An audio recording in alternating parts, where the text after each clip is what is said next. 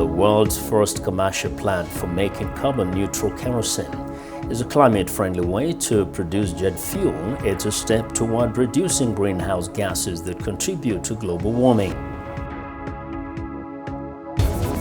Nigeria has gone digital. See how the launch of this new type of currency shows promise towards increasing the country's GDP in the years to come.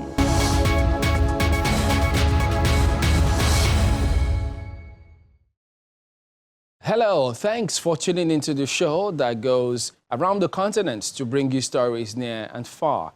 I'm Chamberlain Osoa, Channels Television here in Lagos. I'm joined by Vincent Makori from Voice of America in Washington. Thanks, I'm Vincent Makori at the Voice of America. Happy to be with you again for another edition of Africa 54. Our broadcast still looks a little different because of the global pandemic, but we truly appreciate you staying with us on Africa 54. Let's start off with the latest from Nigeria. Channels Television in Lagos brings you that story. As the world gradually accepts a new way of financial advancement and transaction, Nigeria has positioned herself to embrace the new trend as the central bank launched the naira, a digital currency, the first of its kind in Africa, which is estimated to increase the country's GDP by $29 billion over the next 10 years. Channels TV's technology correspondent Victor Matthias reports on how the illegal tender will be adopted and implemented. With the unveiling of the naira, Nigeria becomes the first country in Africa to launch a digital currency with two applications, the naira Speed Wallet and naira Merchant Wallet. The aim is to ensure increased cross-border trade, accelerated financial inclusion, cheaper and faster remittance inflows. This payment system now provides high-value and time-critical payment services to financial institutions and ultimately serves as the backbone for every electronic payment in Nigeria. The use of central bank digital currencies can help move away more people and businesses from the informal into the formal sector, thereby creating the tax base of the country. Other benefits include easier targeted social interventions, improvements in monetary policy effectiveness, payment systems efficiency, and tax collection. Also, local and diaspora payments, transparency in taxation systems, facilitation of instant cross-border foreign exchange will be enhanced. Financial experts have since been reacting to the launch. You've been to the market before where you do a transaction of maybe 850 naira and you give somebody 1,000 naira and they give you 100 naira as change and tell you they don't have the 50 naira that is a change. And then you either have to forgo or you are forced to buy maybe sweets or something just to meet up that window. With naira, you don't have those kind of problems. So it's easy for me to pay you the exact amount of 850 from my naira wallet to your own naira wallet. And it's peer-to-peer. So it shows that the speed of transaction will be very fast as compared to what the speed of transaction is supposed to be when you use a regular USSD. The naira wallet is funded by transferring physical money from regular e-banking apps and will have the same value as the naira. To enroll, download the naira wallet app, fill in the activation code, choose a bank of choice, key in your details, and submit for validation. Then await an activation email from the Central Bank of Nigeria to complete your enrollment and subsequent use of the application. Nigeria's launch of the e-currency is coming after the likes of China, Bahamas, St. Kitts and Nevis, Antigua and Barbuda, St. Lucia, Barbados and Grenada all adopted the digital currency model. Victor Matthias, Channels Television News. Joining us now is Babatunde Obraima, Chief Operating Officer, FinTech Association of Nigeria. Well, thank you for your time today. Let's start with asking, what are your thoughts on the launch of the naira? Well, I think the naira is a major milestone for us. It also puts Nigeria as a leading nation when it comes to innovation. So that innovation is not just coming from with the operators, but also the regulator is a major innovator. It's a fantastic development, and the implications it also has for our economy and for the total, digital growth of Nigeria. Well, quite a number of people are just trying to see and highlight the benefits. So if you could shed a little more light on the prospects and benefits of this digital currency. For me, I think one of the major benefits is going to be the fact that it's going to help with financial inclusion. So, one of the few challenges of financial inclusion are infrastructure issues. The second is the issue of trust. So you find people who have lost money in banks that have failed, finance houses that have failed. Now they're like, oh, CBN is my banker. It cannot fail. So I'm sure that my money is safe. So those challenges that people who are not financially included have will be completely eliminated. So that's going to be a major plus for financial inclusion. The government, we need to see some of the figures, but they're talking about $29 billion in the next 10 years. That's fantastic. There's no doubt that it will reduce cost of transactions. But I've told people, this is a pilot, and we expect that it will get better. There'll be teething issues. Those issues will be dealt with. And obviously, the economies will be better for it and the financial system. Yeah, so how exactly will it impact the economy? Well, look, if we have a lot of money that are outside of the system come into the financial sector, it will impact the economy. It puts more money into the financial sector, the formal financial sector. It also will make more people invest in areas where they're sure that there's comfort. You'll be amazed that a lot of money. I started my career in First Bank, and I used to be in the old Ondo state, which is now Ondo and Ekiti states. And you'll be amazed at the amount of money that people had, even in the farming areas.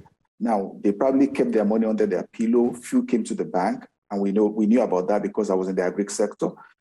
With the fact that they are more comfortable with banking with the CBN, you probably will see more investment coming into treasury bills. Government has money to do all the things that it needs to do. Well, yes, we know you said it's a pilot. It will get better. But some of the issues which you highlighted, infrastructure issues, security, safety, many ask questions as to if my phone gets missing, how do they know that somebody else is not using my device or accessing my funds? How much of information, concerning where we are now, how much more do you think needs to be done either on the part of the CBN to ensure that a lot more people see that this is a good one and then they can come on board? I think a lot of public awareness still needs to be done. But in terms of safety, this is one of the most secured. It's running on blockchain and hyperledger. So the security is excellent. Even where money is stolen, it can be traced. The CBN will be able to trace it because, the ledgers, the blockchain technology is a transparent technology, might not be available to, this is a decentralized one because it's not available to the public, but they can see what is happening. So they can trace the movements of anything that happens through anybody's account. And I think that's really, that's a plus, and you can block it. So I think that in terms of safety, there's nothing to fear, really. All right, then, Mr. Babatunde Ibrahima, thank you for joining us on Africa 54. Thank you very much for having me. Moderna plans to invest about $500 million to build a factory in Africa to make up to 500 million doses of mRNA vaccines each year, including its COVID-19 shot, as pressure grows on the pharmaceutical industry to manufacture drugs on the continent. Clara Frank has more. Senegal, Rwanda, and South Africa are among the potential locations Moderna will consider for its planned vaccine factory in Africa. So says the U.S. drug maker's chairman, Nubar Afeyan, as the search for a site is ramped up. I can confirm that they could be potential candidates for the plans. Moderna said last week it would build a plant in Africa to produce up to 500 million vaccine doses a year, including its COVID-19 shot. Pressure has been growing on pharmaceutical companies to manufacture drugs in low-income countries. Afeyan, a biochemical engineer who co-founded Moderna in 2010, said he wouldn't comment further on potential locations as the selection process is ongoing. But I can say that what matters to us most is the conditions under which we could operate, that is the healthcare system, the presence of trained folks who can actually at least help us on some of the clinical testing that needs to be done. So there has to be some proficiency in that area. And we know several countries that already have good healthcare systems and quite a lot of interest in working on this. So we will find partners, and as the announcement said last week, we will make the major investment. We expect up to $500 million to be invested by us to set up this facility. South Africa has a medical research capacity and a domestic pharmaceutical industry. Senegal's Pasteur Institute produces yellow fever vaccines, and Rwanda has also expressed interest in making vaccines and drugs. Some North African countries, such as Tunisia and Egypt, have pharmaceutical industries as well. Public health and government officials in Africa welcomed Moderna's news last week, but they've also said the plant won't address the continent's urgent need for coronavirus vaccines now. Speaking after the announcement, Africa's top public health official, Dr. John Nkengasong, noted that under 5% of Africans have been fully vaccinated. The family of former South African president and anti-apartheid icon Nelson Mandela is selling personal items of the famed leader to help pay for a memorial garden being built in his honor. The auction is to help pay for the Nelson Mandela Freedom Garden in Kudu, South Africa, where Mandela is buried. However, his family say some of his things that showcase him as a family man will be kept for the memorial space. President Nelson Mandela's family are auctioning off his personal items to help build a garden in his honor.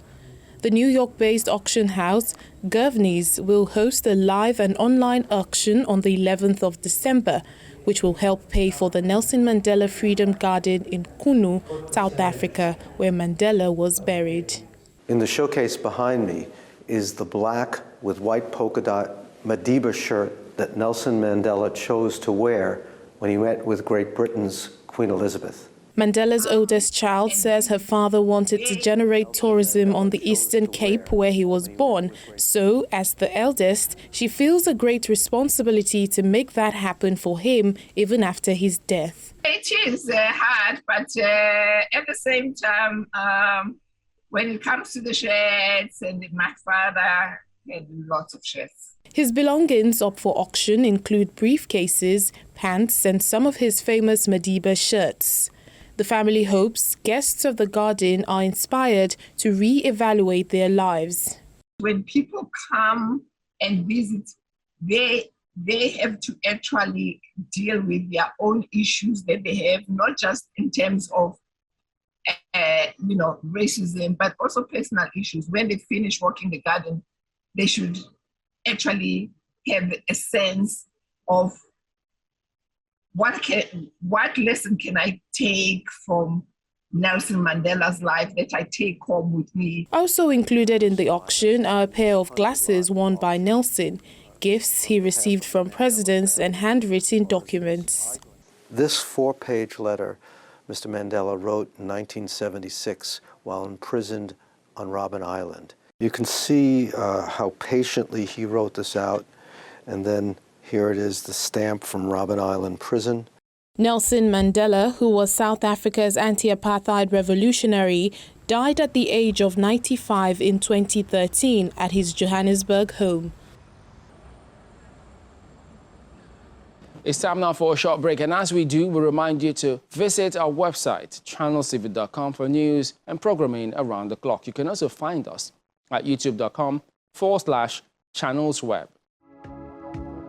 Still to come, these resourceful animals are getting an upgrade.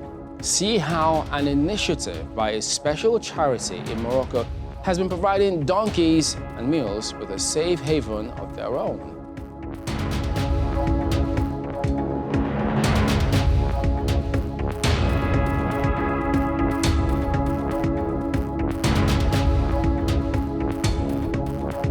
Welcome back to Africa 54. I'm Vincent McCory in Washington. German officials recently unveiled what they said is the world's first commercial plant for making synthetic kerosene. It is seen as a climate-friendly way to produce jet fuel and could potentially be game-changing. Aviation currently accounts for about 2.5% of worldwide emissions of CO2, an not-so-friendly greenhouse gas that contributes to global warming. More with VOA's Mariama Diallo. Using water and electricity from wind farms to produce hydrogen, a German facility then combines it with carbon dioxide. Dietrich Brockhagen, chief executive of the nonprofit group behind the project, explains the process. So you have the two feedstock coming in here. One is carbon dioxide, and on the other hand, you have hydrogen, and those two are then here mixed together to synthesis gas, and out of this is then synthetically formed kerosene in this plant. The amount of fuel this plant can produce beginning early next year is small, just 8 barrels a day or about 335 gallons of jet fuel, enough to fill up one small passenger plane every 3 weeks. But the company and its partners say the goal is to show the process is technologically doable and could be scaled up if demand goes up. Our mission of Ineratech is that we will build our plants all over the world, wherever you have access to cheap electricity, where you can harvest solar, where you can harvest wind. This can be in South Africa, this can be in South America, this can be in the MENA region, this can be in Australia, wherever you can build up renewable energy capacities and store the renewable energy then in these liquid fuels and utilize it in existing infrastructures.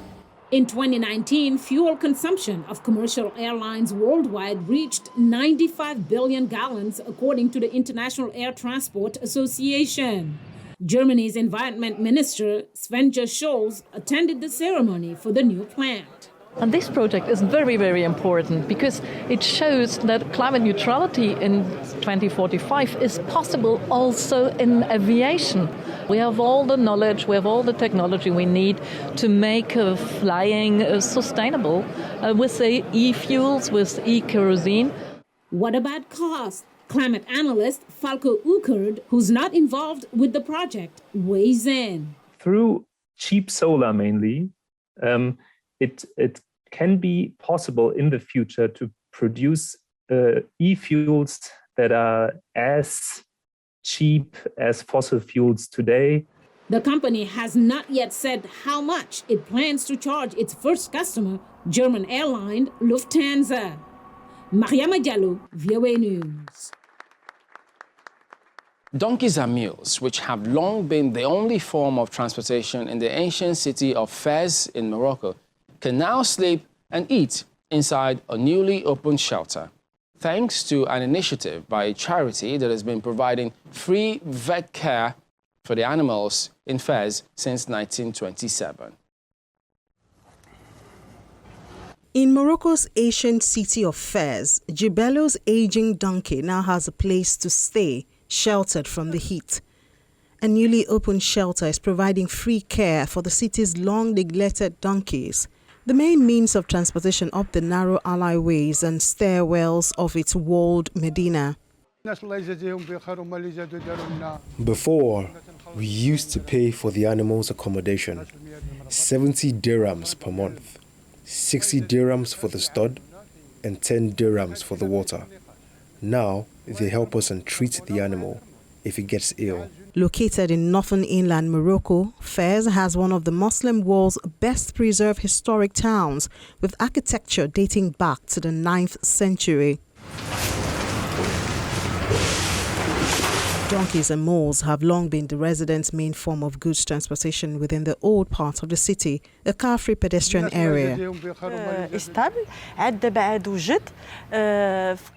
The streets and alleys of the city are very narrow, and it's donkeys and mules that transport goods from the last point, where cars can't reach to shops and houses in the old city of Fez. The shelter is part of an initiative by American Funduk, a charity that has been providing free veterinary care for donkeys in fairs since 1927. Today, the charity has a stable and animal hospital, treating countless animals a year. It also provides accommodation for elderly donkeys or those whose owners cannot afford to keep them. There are around 100 donkeys and mules working in fairs. The new shelter caters for around 30, but hopes to expand that number to 50. The 12th Silicon Valley African Film Festival, which recently took place in San Jose, California, featured 116 films from 36 countries. More than half of those were directed by women. Collectively, these films are changing visions of Africa, as Grace Oyenobi reports.